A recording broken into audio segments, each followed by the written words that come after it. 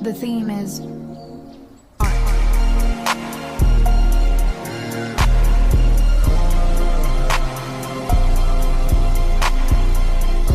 Welcome back to another Creatrix Collective tutorial. Today we will be learning to create the Angel Fringe Cardigan. Let's get right into it.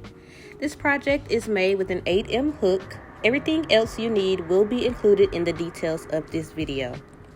Starting out with your shoulder to shoulder measurements, I am going to start with a chain of 40. And the size that I'm making is going to come out to be about a medium, but of course adjust to your desired fit and measurements. Once you make it to the end of your chain, we're going to chain an additional 2 that will not count as a stitch, and we're going to start working our way back down our foundation chain with 1/2 double crochet into every stitch. So of course, yarn over, insert your hook, pull up and pull through all 3 hooks to achieve the 1/2 double crochet.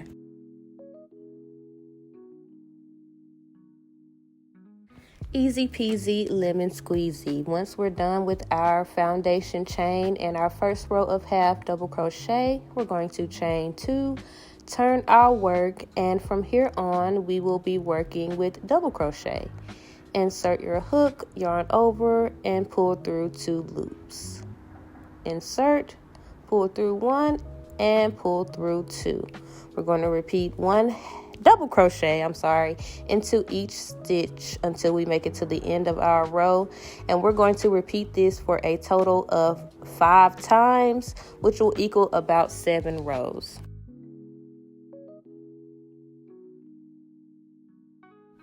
If you need more space for your arms, once you complete the initial 7 rows, go in and add between 2 and 5 rows, whichever works best for you, before you add your color change row. That is very important because we are about to go into our color change now, and this is the row that our fringe will lay on. So we're going to connect our color change yarn, chain up 2, turn your work, and I'm not sure what to call this row, but we're essentially making a mesh row so that we have something to attach our fringe onto. So we're going to go in with 1/2 double crochet, chain 1, skip 1, and into the very next space we're going to go in with another 1/2 double crochet. Again, we're going to chain 1, skip 1, and into the next space with a 1/2 double crochet. And that's going to be the pattern for this entire row. And again, these posts or this mesh stitch, whatever it is actually called, I'm not sure, is what is going to create the posts that we will be attaching our fringe to later. And now that we have finished with our color change row, it's time for us to color change again, switching back to our original color, and we are going to finish off this back panel piece now. So we've made a mesh row. Now we need to make another row that doesn't take away, because if we just follow straight along, it's going to be shorter. So we're going to go in with a double crochet. This counts as 2. Into the next space, we're going to go in with a double crochet, and pay attention here. This is our chain 1 space. We're going to go into the chain 1 space as well. So you're going to go into your next stitch with 1/2 double crochet, and then into your chain 1 space with a double crochet. It's kind of a in over under kind of situation. This is how it's supposed to look. I'm going to show you one more time. Into the next stitch space, and then into the actual chain space, and you will be repeating this for the entirety of the row. Now that we finished our back panel, it's time to start working on our front panel pieces. Take the number of stitches in your back panel and divide it by 2 and subtract 2 from whatever number is that you get. My back panel was 40 chains divided by 2, that's 20. So my front panels are going to be 18 chains across. We're making the front panels exactly like we did the back panels. I start with my chain of 18 plus an additional 2. Currently, I'm going back down that chain with my foundation row of half double crochet.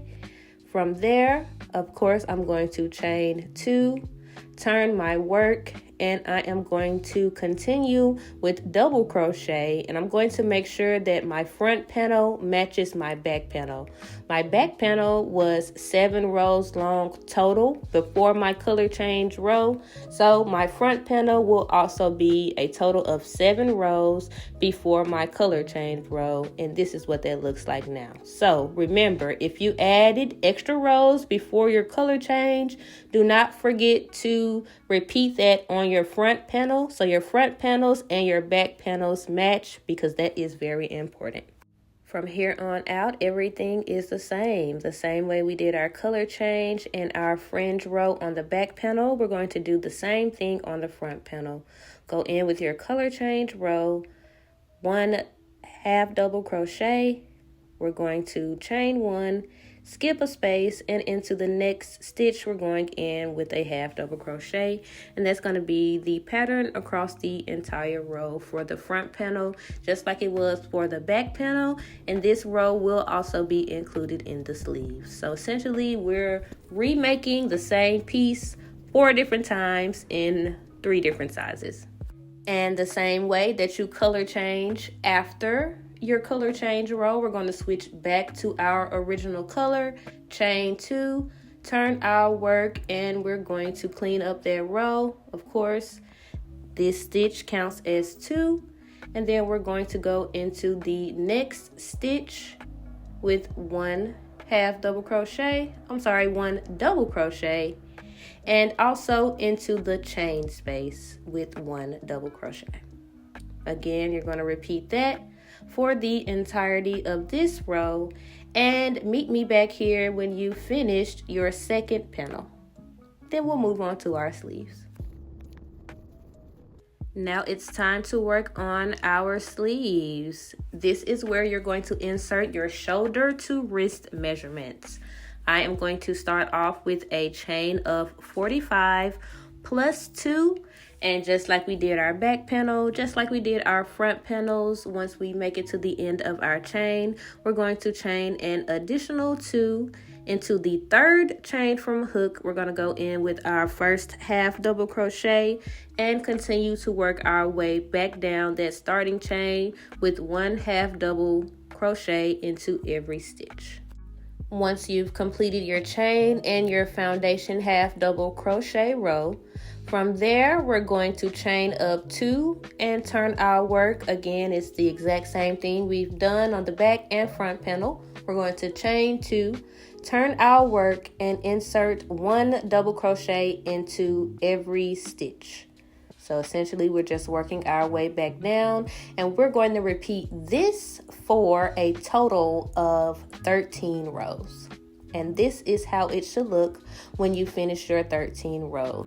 Same thing for the back and front panels. If you need more or a wider sleeve rather, this is where you would add those additional rows before you add in your color change.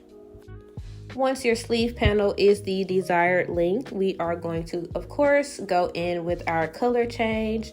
It's going to be the exact same. Chain 2, turn your work into the first stitch. We're going to go in with 1 half double crochet. Here that is now 1 half double crochet, chain 1, skip a space, and into the next stitch go in with another half double crochet, and of course repeat this throughout the entire row. Now that we are finished with our color change row, we are going to switch back to our original color and finish out our ending row. This is going to be the last row for our sleeves. So, of course, we're going to go in with a double crochet. The chain 2 counts as 1, so that's going to be a cluster of 2. Into the next stitch, we go in with a double crochet, and into the chain 1 space, we go in with a double crochet as well, and you repeat that for the entirety of this row. And here are all of our completed pieces pre-connection. Be mindful of the way you lay your pieces out. It's very important that the sleeves and the back panel line up perfectly.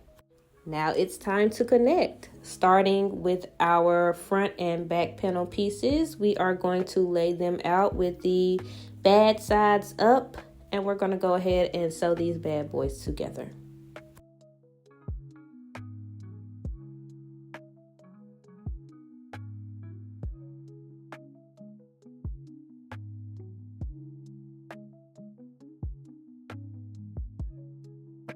Of course, what you do to one side, you have to do to the other. So go ahead and repeat this on your second front panel piece. Once those pieces are connected, now it's time for us to add on our sleeves.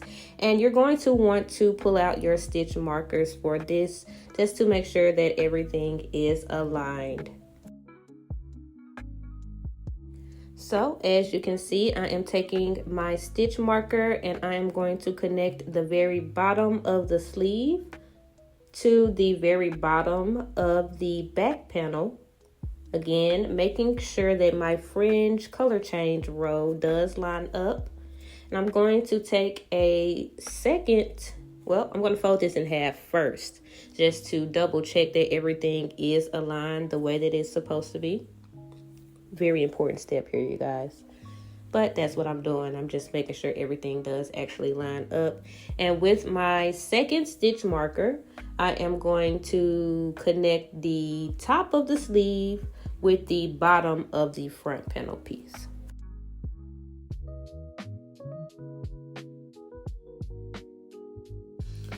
Bada bam, bada boom. And that is going to make it super duper easy for you to sew your sleeves to your back and front panel pieces.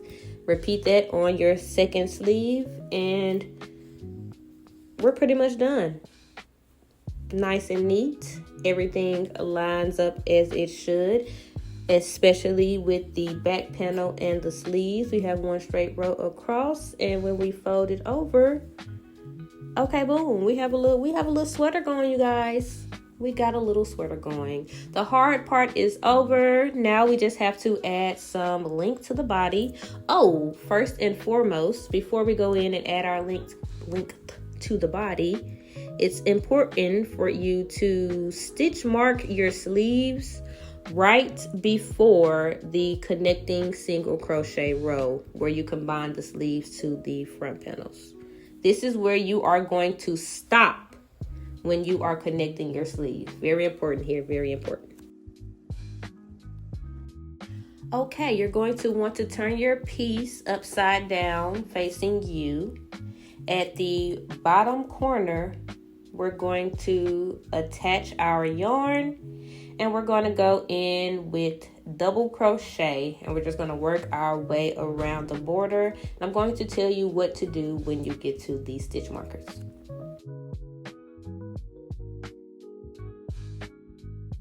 I have taken the stitch marker out so that you can see what I do.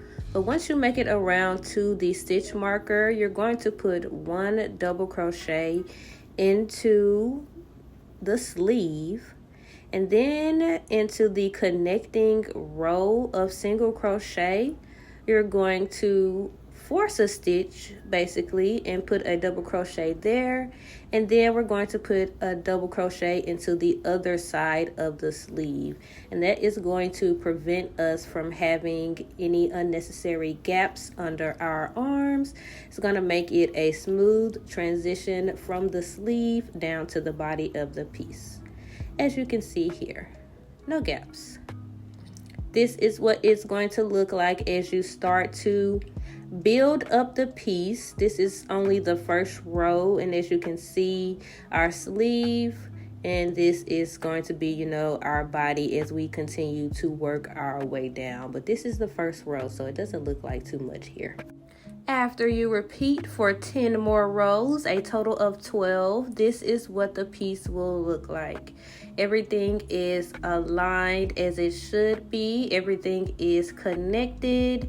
And most importantly, since we connected and worked the body down, we don't have any seams on the side of our piece. And this is really my preferred method for making cardigans because it prevents any extra sewing and it prevents those long unnecessary seams down the side. Of course, we're going to go back in and add a border around our collar as well as on our sleeves, but it's time for us to fringe. I made my fringe with my laptop, as you see here. Fringe is super simple. You just need a book, a tablet, something that's going to give it a nice length. And truthfully, I should have measured the fringe, so I can't tell you how long it is, but as you can see here, you need a nice little length. I take 6 strands per fringe and I wrap it around my post. That's it. That's all. Thank you so much for joining me on this tutorial. I hope you found it easy to follow along with. Happy creating.